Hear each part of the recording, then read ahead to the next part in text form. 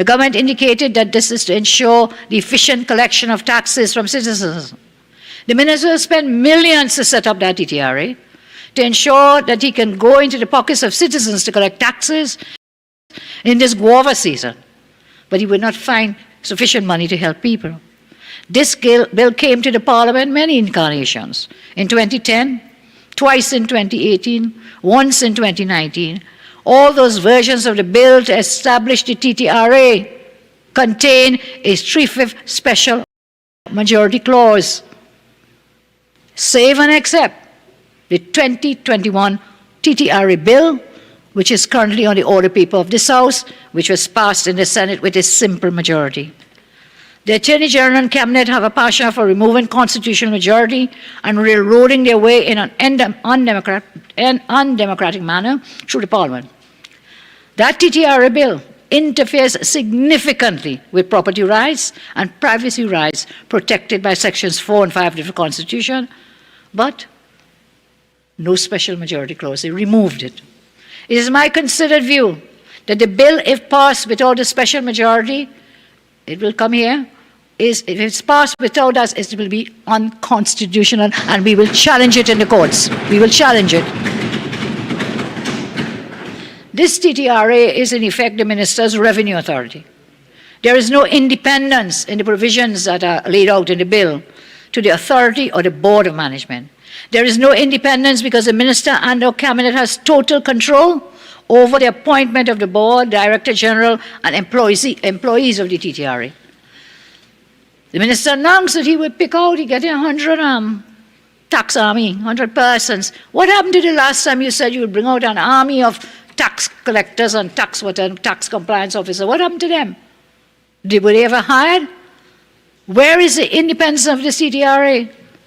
Minister Imbert has inserted himself in the entire TTRA, which is supposed to be an independent body such as it is with the BIR.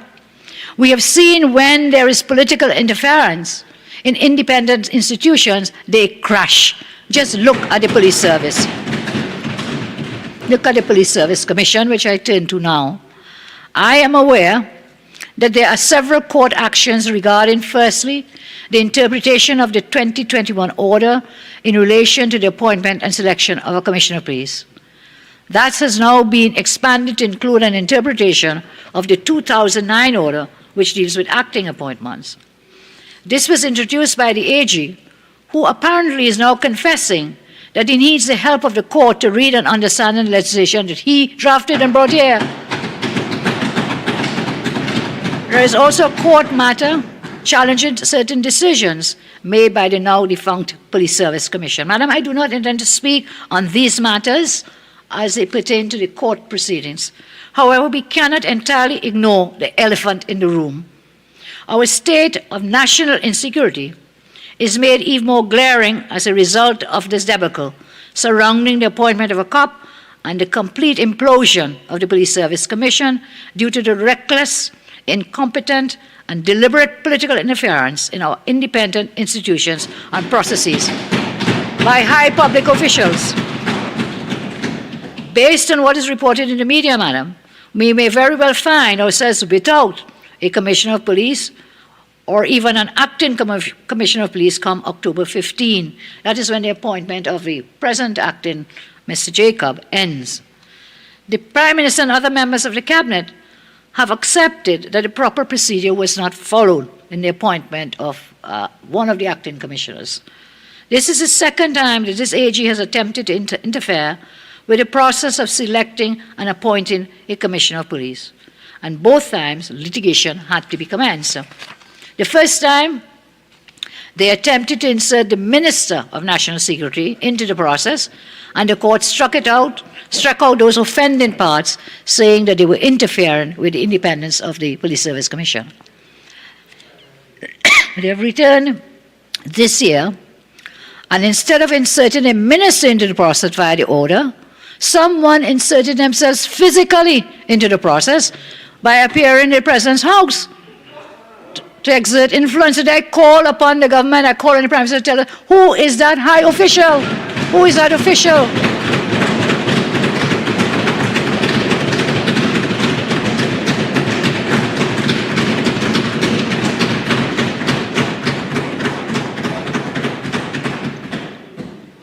Why is this relevant to the budget? Well, for one, the allocation to the TTPS has to be managed by the COP. He is the Chief Accounting Officer. Without a COP or acting COP, who will be accountable for expenditure in this allocation? Whom? Additionally, the incompetence of the AG continues to cost taxpayers millions of dollars. Legal fees, legal opinions, and costs ordered by the court, all of which you, the taxpayer, must bear, and which could be avoided if we had a more competent Attorney General. This money could have been better spent on resources for the TTPS to fight crime. We have witnessed an unprecedented constitutional crisis which demands absolute transparency. In this regard, I wish to state that I have written to Her Excellency the President a letter that has been signed by all 19 UNC MPs calling on Her Excellency to provide much needed answers to a series of questions when it comes to the Police Service Commission. Saddam. Just for a minute. I turn now to the Integrity Commission. In this budget, allocation is made for the Integrity Commission. We all know we are persons in public life, and as persons in public life, by law, we are compelled to declare assets to the Integrity Commission. Now, the Form B, we cannot see a person in public life. I can't see the Form A declaration, but we are allowed to examine the Form B at the Integrity Commission that any public person has filed. We learned recently of an individual who sold a Porsche SUV to their friends but did not transfer it. That is apparently in breach of the law. Additionally, if such a person in public life fails to declare any sale of any assets, he is also in breach of the law.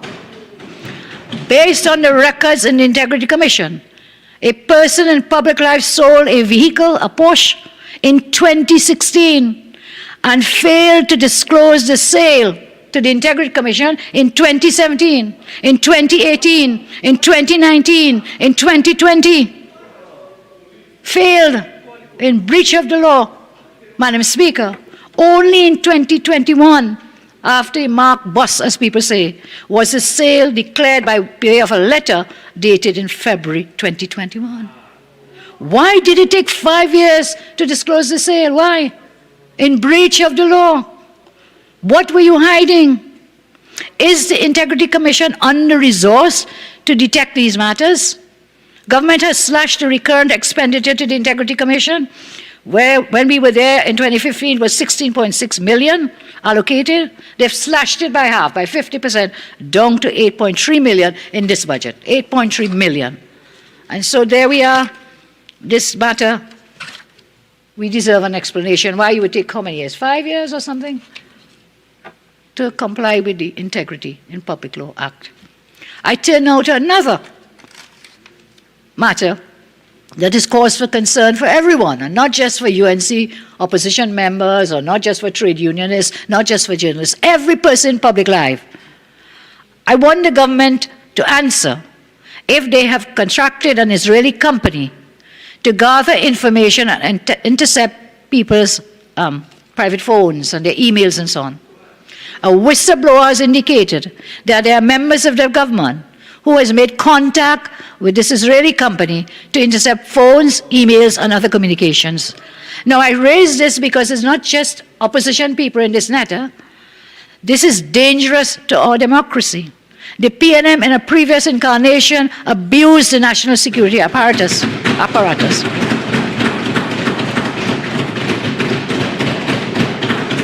To spy on private citizens and political opponents. And at that time, that PNM government, they were spying on some of their own members.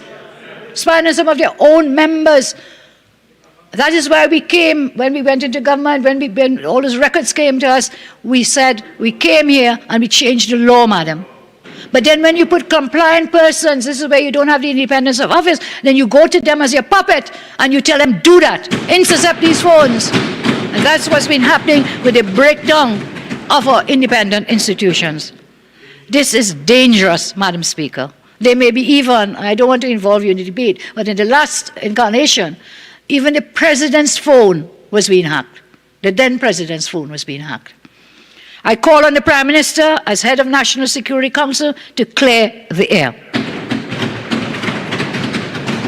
Now, Madam, there was a report some time ago, in the middle of the lockdown when our borders were closed, that a number of Israeli persons had landed in Trinidad and Tobago. What they would, and that's in the lockdown, when borders were closed and people couldn't come in. The Israelis landed here at the airport. And when we asked, what were they doing here? What did they come here to do? I'm still asking, is it true that they are still here? Is it true that they're not dealing with the radar? And is it true that it might be dealing with all these illegal intercepts as well and hacking into people's private phones? I think the government must come clear on this matter.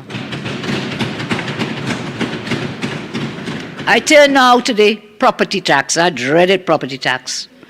The ministers included property tax under which section? Building institutions. Since when property tax is an institution? Maybe the minister can enlighten me in his winding up.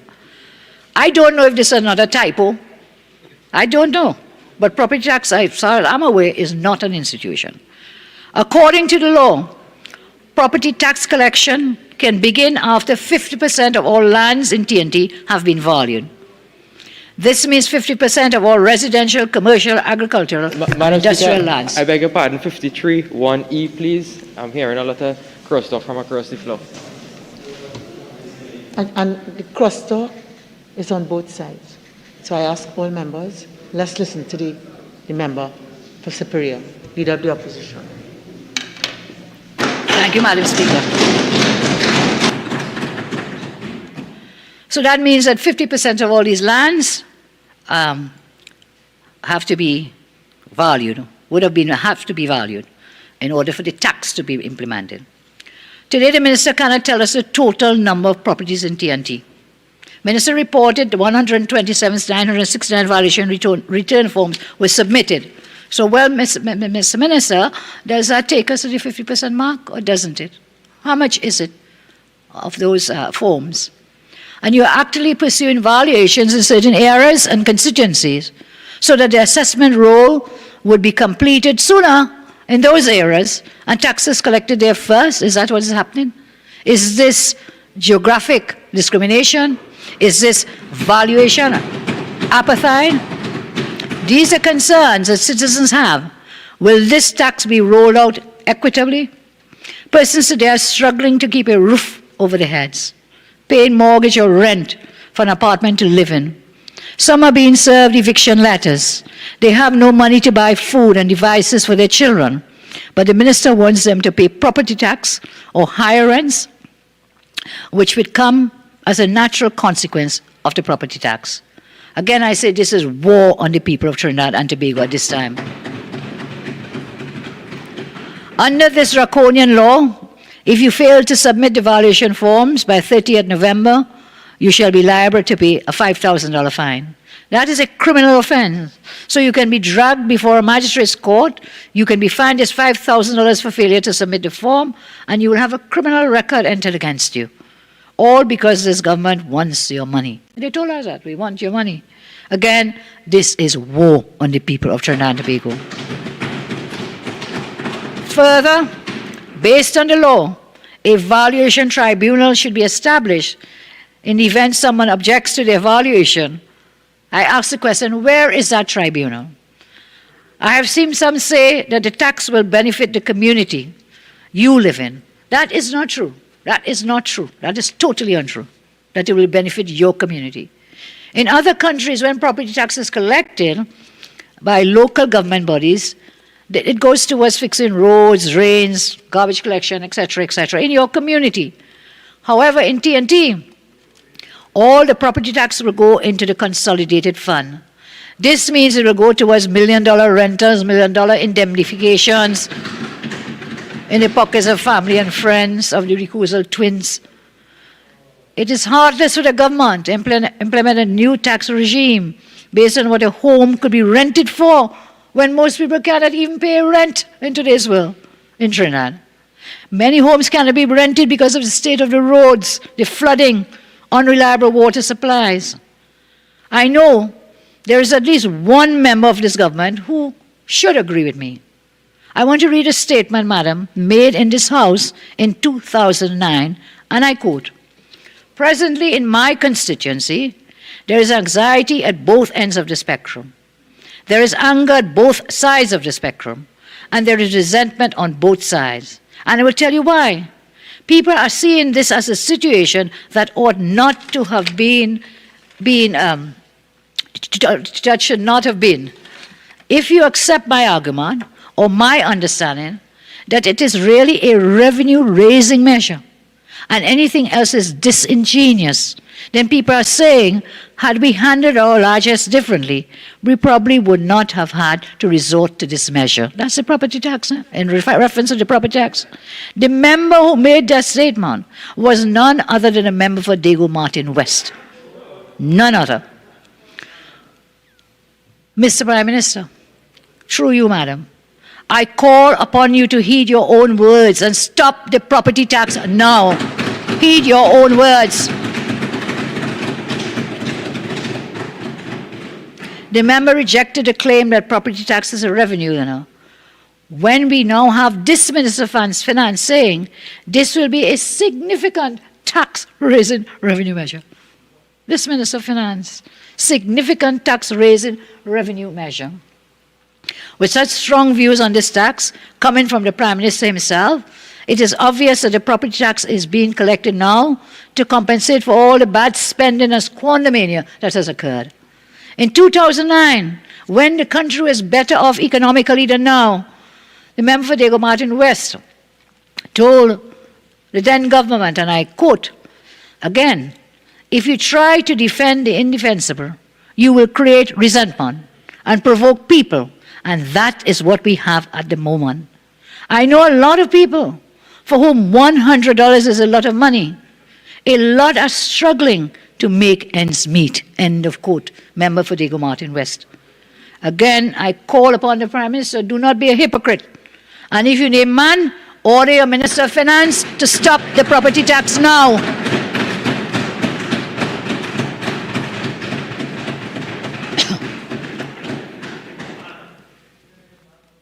This is an area of the budget, procurement, which was easily predictable. Every year since 2015, every year, minister like a broken record will repeat, Procurement Act will be fully proclaimed. It was repeated in 2016, 2017, 2018, 2019, 2020, 2021, and again now for 2022 budget. The law is languishing on the law books. When my government demitted office, we had introduced and passed this act, which aimed to increase integrity, transparency, and accountability. Then they came to amend that act and gutted the act. They took away the powers of the procurement regulator, stripped some of those powers, thereby creating possible corridors for corruption. They have managed to manipulate the Procurement Act to facilitate corruption. This is how they did it. This is how they did it.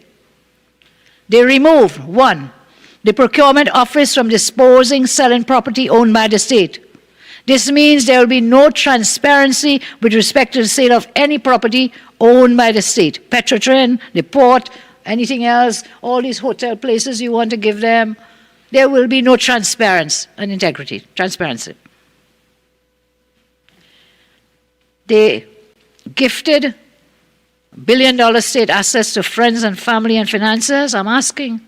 Some of the members of the cabinet can't even sell a Porsche properly, but they want to sell our national patrimony.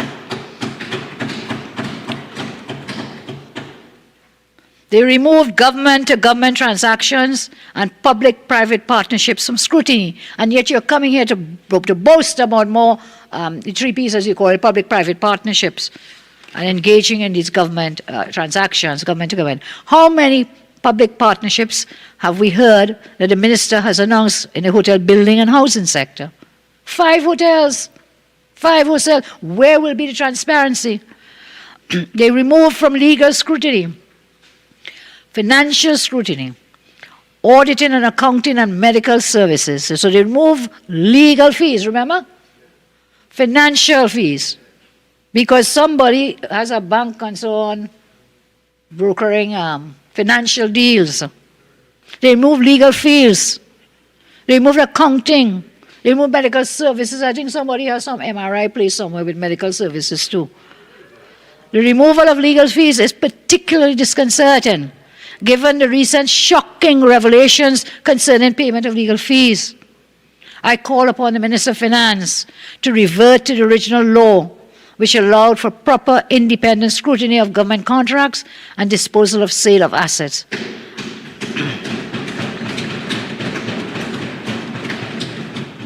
It appears that this Rowley-led government wants power without accountability or transparency. A UNC government will restore transparency and accountability and rebuild trust. Then we've seen the spectacle of the gutting of special majority legislation. I mentioned one, which was the TTRA. The government is no respecter of law nor man, especially if you're a normal, ordinary man.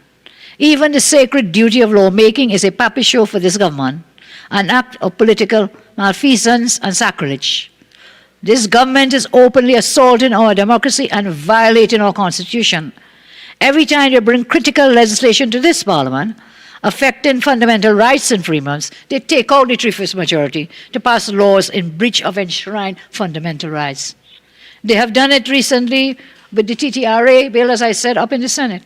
They did it with the Gambling, Gaming and Betting Control Act. They did it with the Evidence Amendment Act No. 1. They did it with the Procurement Amendment Act 2020. They did it with the Income Tax Amendment Act. And I can go on and on. The Interception of Communications Act, the Anti-Gang Amendment Act, gutting those out, taking out the special majority. And that special majority was placed there by our Constitution forefathers for a reason. It was placed there for a reason. To provide enshrined protections for the fundamental rights of the people of Trinidad and Tobago. That's why it was there. So it's no simple thing because you want to pass a law and we'll go to court and challenge it if you want to go to court. And when you go to court, it will be struck down, I tell you. The embattled AG and this cabinet, excuse me, continue to use Surat to undermine citizens' rights and pass bad law. They make laws for their own profits.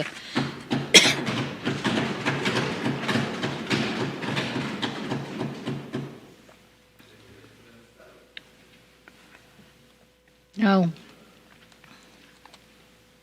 Madam, there's another very startling matter in the public domain. Sadly, our republic has had its experiences of political power being used to target political adversaries. History will demonstrate when incidents such as these arise, there are two factors. Such acts have always been perpetrated by the PNM and its agents, and they have always been aimed at undermining the rule of law and our democratic institutions. Though we may have come to expect this kind of behavior from the PNM, the latest revelations that are now in the public domain are unprecedented, troubling, and strikes at the very core of our democracy.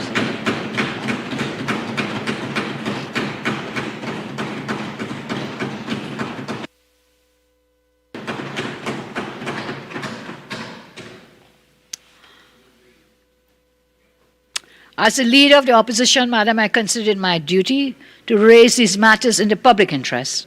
But I am mindful of the fact that these alarming revelations relate to matters before the court, and I will be most circumspect and balanced in my comments, not to offend the subjudiciary rule. I will refer only to information in the public domain and ask questions of the government on behalf of the people of Trinidad and Tobago. Whilst we are all preoccupied with the budget, we must not lose sight of events which impact our democracy and the rule of law. There can be no economic prosperity and development if we destroy the rule of law. On Monday last, in the aftermath of the tragedy they call a budget, I said that we would write international agencies and authorities on matters involving a foreign national. Today, I state that yesterday I sent off a letter I'd written to one Suella Braverman, QC, MP, Attorney General for England and Wales, respect to a British citizen involved in a secret agreement with a high public official, and I have received an acknowledgement of this letter.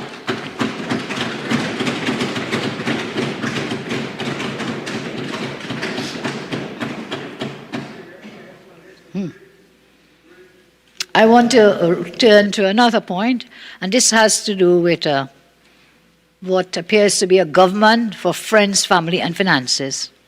The minister themed his budget as resilience in the face of a pandemic. And as mentioned it before, while hundreds of thousands of people are suffering, there are those who have done quite well for themselves under this government: the friends, the family, and the finances. It would be remiss of me not to turn attention to perhaps one of the biggest jobs in this nation by someone who ironically is supposed to be the guardian of the public's interest. How could we forget the himself-to-himself arrangement taxpayers are paying for? Trinidad and Tobago has to be the only democratic country in the world where a senior government minister can be a direct beneficiary of a government rental agreement. It seems like there is stiff competition in the PNM camp for the position of Minister of Everything, because in this arrangement, the Attorney General, as a member of the government, is a tenant as well as a landlord. This is absolutely outrageous. Can you imagine, while citizens of our country are lining up fighting to receive $1,500 income support, $1,000 rent support, most of them are still waiting in despondence. The government of Trinidad and Tobago is comfortably paying in excess of $23 million in rent to the Attorney General's family. It is mind-boggling to believe that this is happening, and they have no problem with that. I don't know if they generally believe this is not a serious conflict of interest. They do not believe it is not unethical, or they know very well that it is wrong, but they'll do it anyway. Quite frankly, I don't know which is worse. 4 buildings. 4 buildings. That's how many buildings are being rented from the family of the Attorney General. At least that's about how many we know about so far, Madam Speaker, I rise on a point of order, 53(1)(e). The Attorney General and the Prime Minister's voices is disturbing us from hearing the Leader of Opposition. Member for Superior, please. Thank you, Madam. I say 4 buildings, Madam, that we know of are being rented from the family of the Attorney General, the relatives of the Attorney General. So, Madam, when you go to the Ministry of Public Utilities at 1 Alexandra Place to complain about WASA and how you never have water in your taps, or that your street lights have not been working for months, and TNTech doesn't seem too bothered by it, you should know that the government is paying $600,000 a month to relatives of the Attorney General. When you go to the personal department at 3 Alexandra Street to sort out your measly gratuity payment or your contract, you should know that the government is paying $575,000 per month in rent to a company of which the Attorney General is a director.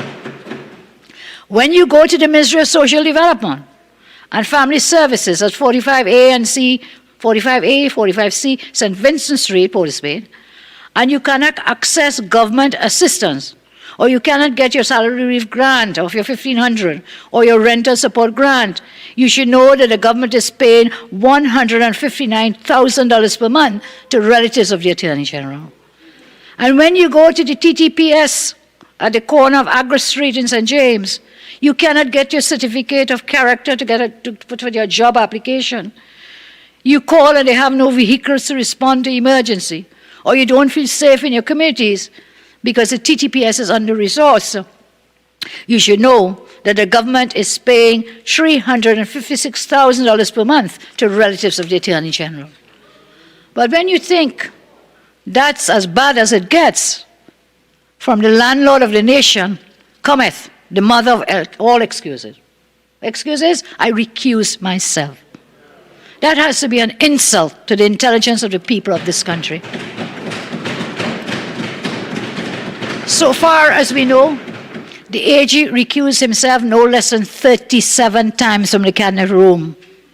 And then he goes out dancing left foot to right foot, laughing all the way to the bank. Dancing left foot, right foot, all the way to the bank. It troubles none of them that this is happening. This is how they govern, left foot, right foot, from left hand to right hand, himself for himself. And the people must foot the bills at the end of the day. I turn to another area, ma'am, for concern. This has to do with the successor board to Petrotrin, TPHL. Going against the advice of its own legal team, headed by senior counsel, this board filed no appeal. They filed no application to set aside the matter involved, the arbitration matter, involving the Prime Minister's best friend for allegedly selling Petrotrin